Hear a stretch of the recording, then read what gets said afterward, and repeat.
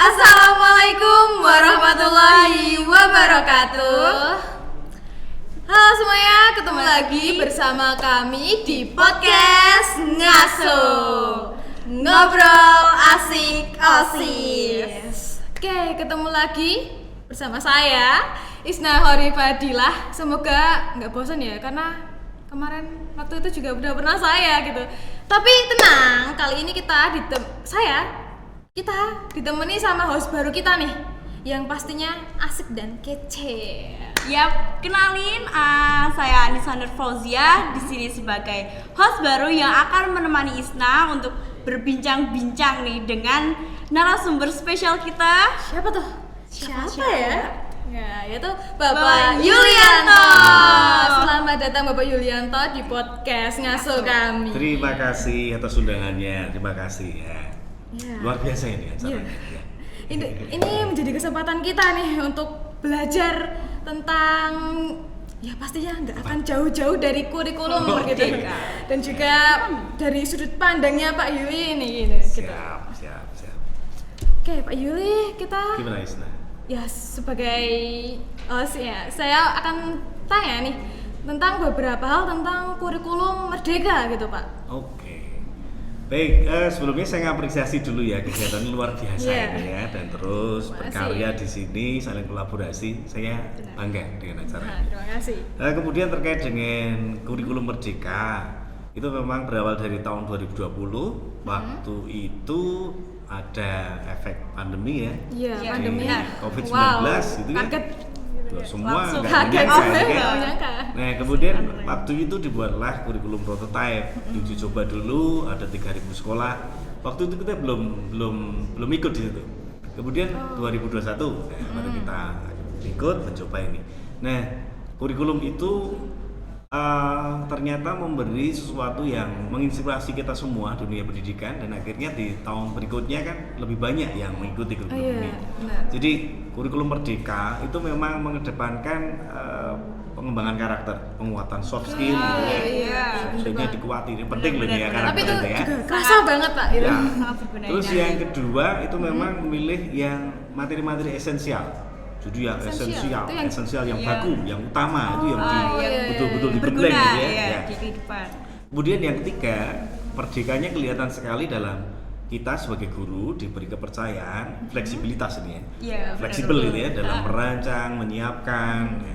Kita harus percaya diri dalam merancang ini, dan ada kita juga diperkenankan, bahkan dianjurkan bahwa dalam memberikan kurikulum ini, pembelajaran ini mengedepankan juga diferensiasi. Jadi anak-anak yang Apa itu? misalnya gini, kalau berdiferensiasi itu misalnya anak-anak ada yang punya bakat ini, bakat itu yang berbeda-beda, memang iya. kita harus melayani dengan baik. Bahkan ada yang mungkin ini auditori, ini estetik misalnya. Ya kita disuruh untuk apa? Kita dianjurkan untuk melayani anak sesuai kebutuhan, sesuai Sesuai potensi minat bakatnya. kekuatan kodratnya gitu. Iya. Itu yang menjadi tantangan besar.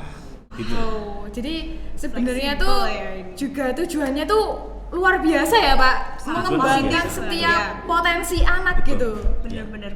Tapi banyak juga ya yang Iya. merasa kurikulum merdeka, tapi muridnya juga nggak merdeka gitu. Banyak tugas bikin ini itu. Oh iya. Itu Ya, dari itu beberapa penyesuaian. juga. Iya. Iya. Dan saya sebenarnya berharap loh anak-anak kita ini difasilitasi kemerdekaan seperti ini, mereka memanfaatkan. Ini saya beri contoh satu ya, anak tidak memanfaatkan kemerdekaan ini. Gimana Misalnya itu? begini, ada anak yang misalnya memilih jurusan lah misalnya ya. Oh Ya. mau sekolah di sekolah kita, mau pilih jurusan apa? Seharusnya kan merdeka. Iya, Tapi benar-benar. ada yang tidak mau menggunakan kemerdekaannya, melu-melu Ikut-ikut kancane. temen. Oh, Ikut-ikutan. iya, itu Cuma banyak, Pak. jurusan-jurusannya Banyak itu. banget. Itu Ditemui. sebenarnya yang disayangkan. Akhirnya menyesal di akhir Menyesal. ini. Harusnya Bisa. merdeka tapi malah terjajah tuh itu. Iya, benar.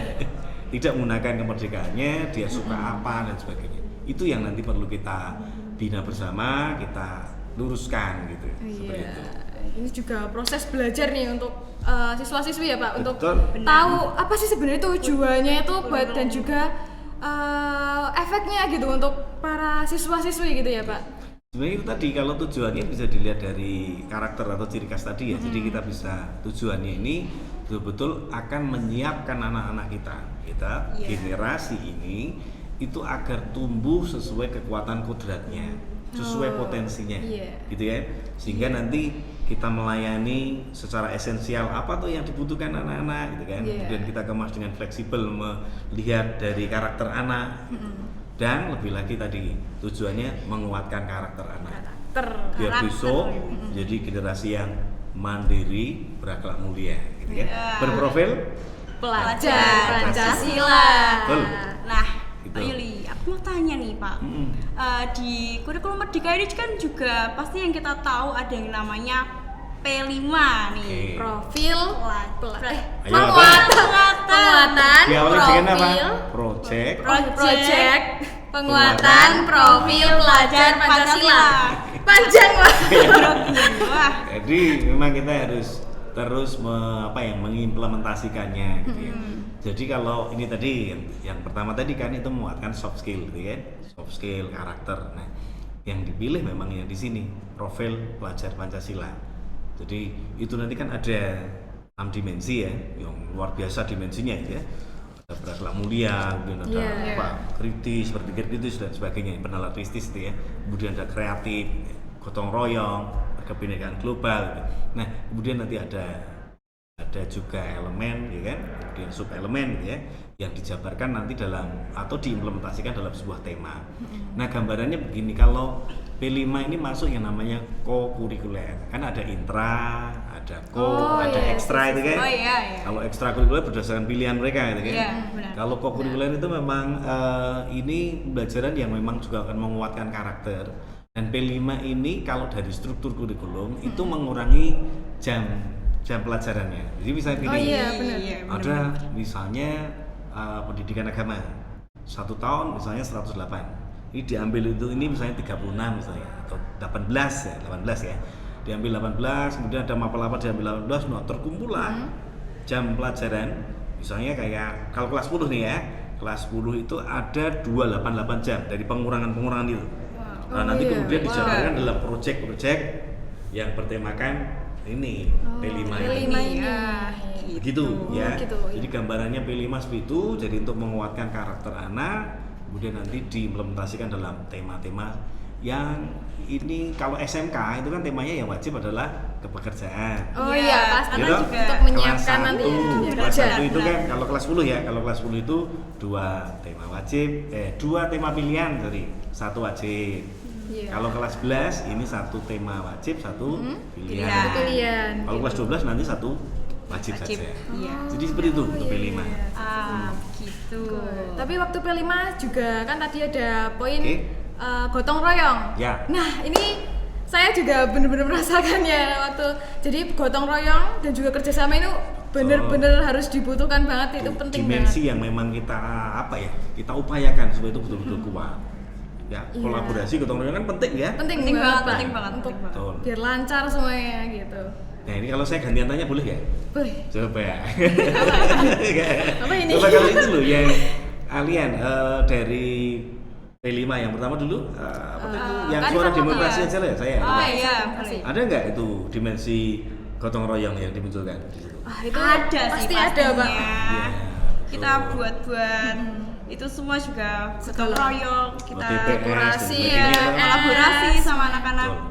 di kelas gitu. Nah, saya berharap P5 di tempat kita itu betul-betul kita kuatkan. Kolaborasi kami sebagai guru dengan pengurus OSIS itu harus betul-betul bagus.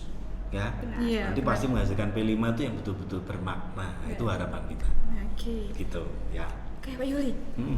ini kan udah berjalan selama kurang lebih 2 tahun ya untuk Ya. Merdeka Kurikulum Belajar Merdeka, ini. iya. Oke. Apakah kurikulum Merdeka ini akan terus berlanjut sampai mungkin tahun yang akan lumayan lama gitu atau mungkin akan diganti Pak?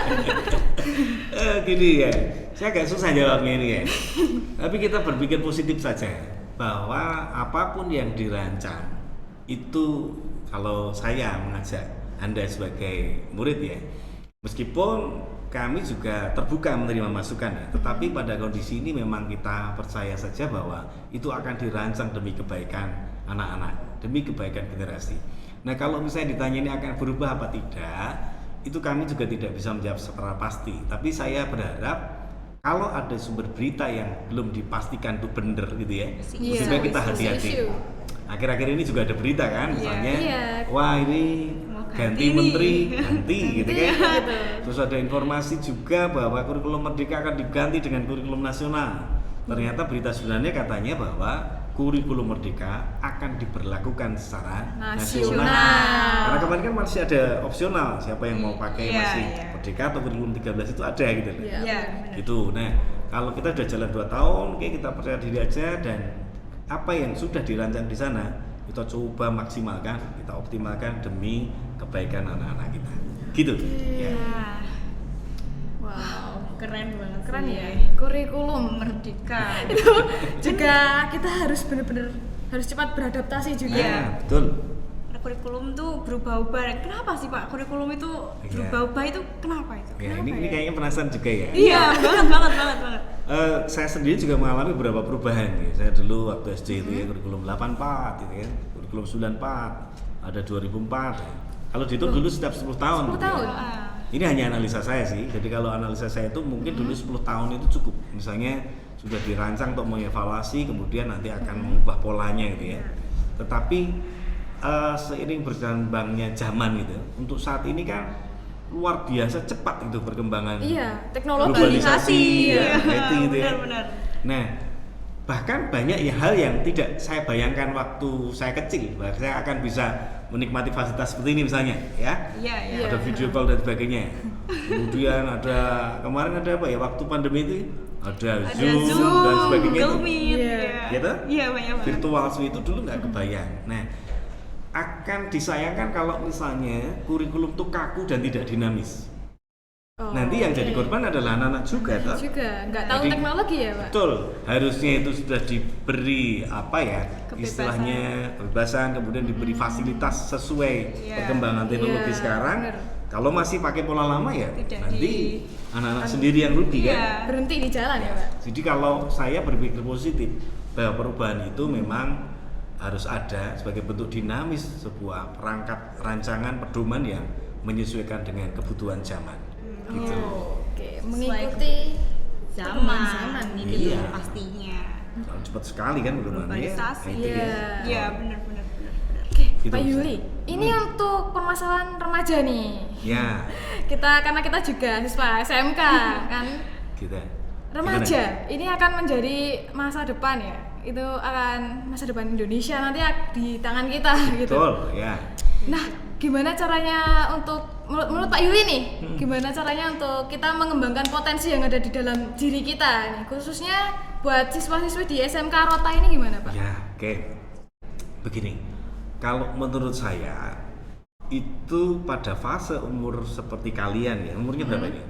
16. 16. Rentang 16 sampai 18 itu betul-betul sangat produktif dalam apa ya, sebuah didikan gitu. Iya. Pembentukan karakter itu penting. Nah, saya harapan besar saya itu anak-anak saya itu atau siapapun yang mendengarkan ini ya, itu betul-betul apa ya, istilahnya punya motivasi yang kuat, punya visi yang kuat ke depan, bahwa anak-anak itu tumbuh menjadi anak-anak yang mandiri, kemudian berakhlak mulia. Saya kira dua hal ini menjadi unsur yang sangat penting sekali, dan dalam profil Pancasila ada semua itu. Jadi iya. mandiri dan berakhlak mulia itu. Ini harapan saya. Jadi dan kita juga harus meyakini bahwa generasi muda, semua anak yang di sekolah ini punya potensi yang tinggi. Iya. Iya. Saya tidak suka, saya nggak setuju kalau misalnya ada yang menganggap miring anak-anak kita itu. Wah, ini generasi sekarang nggak bisa apa-apa dan sebagainya. Nah, itu akan melemahkan tujuan. Jadi harapan saya semua berkolaborasi. Harapan saya baik sekolah, baik orang tua, baik masyarakat itu bersama-sama mendidik anak-anak kita. Kemudian harapan saya untuk anak-anak, gunakanlah fasilitas kemerdekaan itu betul-betul menjadi anak-anak pribadi yang mandiri dan merdeka. Iya. Jangan ikut sana, ikut sini. Ada, Berdiri. ya. Bahkan ini akhir-akhir ini saya sering mendengar bahwa anak-anak kita saat lulus, saat mereka kerja gitu kan, saat kerja ada pressing sedikit saja, mereka nggak punya teman, Betul, ya. ya. Ya, benar Jadi benar kita gantung teman gitu ya. Betul. Harus bener Mereka ada mandiri dan stressing sedikit Iya. tentang tuntutan kerja, nggak kuat mundur. Banyak banget Nah, sih, harapan iya, saya harusnya. anak-anak saya kuat dalam apa ya karakter, kemudian percaya diri dan kompeten. Saya salut dengan proyek-proyek yang diberikan. Ini diawali dari ini ya pengurus OSIS ya. Harapan Iya, saya juga benar. tidak hanya pengurus OSIS, melibatkan banyak hal, ada ekstrakurikuler dimanfaatkan. Iya, Anak-anak diberi juga. kesempatan bagaimana atau mendesain, bagaimana men-setting seperti ini misalnya. Iya, benar. Ini kan kayaknya juga acara ini juga dikemas oleh anak-anak juga tau? Iya, benar banget ini. Itu proyek luar biasa loh. Jadi melatih anak jadi menjadi punya jiwa kepemimpinan untuk dirinya sendiri. Iya, kita juga Bahkan- memanfaatkan Juga. fasilitas yang ada di sekolah. Sayang banget nggak sih kalau nggak dimanfaatkan? Ya, kayak ini kan Rugi. dimanfaatkan. Iya. Fasilitas sekolah yang ada dimanfaatkan semua. Kemudian gunakan ruang-ruang kolaborasi, musyawarah itu penting ya. Iya, itu. Koordinasi itu penting sekali. Gotong royong tadi ya. Iya. Dan juga Tuh. komunikasi itu yang pertama. Tuh. Jadi anak-anak harapan saya itu punya kompetensi sosial emosional yang bagus. Mereka bisa punya kesadaran sosial, saling bantu teman dan sebagainya. Iya, gitu. benar Jadi tidak hanya pinter saja. Ya. Harapan saya pinter, berkarakter, mandiri. Itu harapan saya untuk Iya, Anda karakter. berdua dan semua yang menyaksikan acara ini. Oke, Gitu. teman-teman ingat pesan Pak Yu ya. Ya. Berkarakter. Oke. Harus Jadi pribadi ya. Kuat dan Mandiri. mandiri. mandiri pastinya. Iya. Harus berjiwa sosial juga. Iya, itu Karena penting. Karena banyak banget sekarang ini kan udah kemajuan teknologi juga. Oh iya, banyak banget Anak-anak itu yang wah kayak- udah kayak nggak aduh, peduli. sosialnya, aduh. Udah asik dengan dunianya sendiri gitu ya. Betul, Benar-benar betul, kayak betul. gitu. Nah, itu kesadaran sosialnya harus ditingkatkan. Iya, Iya. itu banyak juga terjadi di masyarakat ya Pak. Waktu Oke. kayak budaya sinoman contohnya gitu, banyak yang Udah nggak usah gitu. Wah, itu kalian jangan sampai situ. jangan sampai ya. enggak sih, waduh. Aduh, Iya. itu Oke. wow. Wow. Itu harapan saya ya. Oke. Oke, duh kayaknya waktunya udah hampir selesai nih. Iya. Waduh, Duh, waduh. nggak bisa ngobrol panjang banget nih ya kayaknya. Kayaknya baru sebentar nih ya. Dari timnya udah. Besok pasti bisa berlanjut. Iya, semoga bisa ngobrol lebih banyak lagi ya bersama Iya. Pak Yu ini. Dan nanti mungkin bisa disambung dengan teman-teman tim manajemen sekolah. Oke, siap. Dan harapan saya nanti di tanggal 2 Mei hari pendidikan ya. Wah, iya, Ya, ini harus kasih ya, nih siap, harus. ya. Iya. Dan Mbak Ili aku mau Apa? kasih pertanyaan terakhir nih. Last question. Ya. Mungkin Pak Yuli ada tips and trick atau kesan dan pesan untuk generasi muda yang menonton ataupun untuk kami juga gimana caranya ya.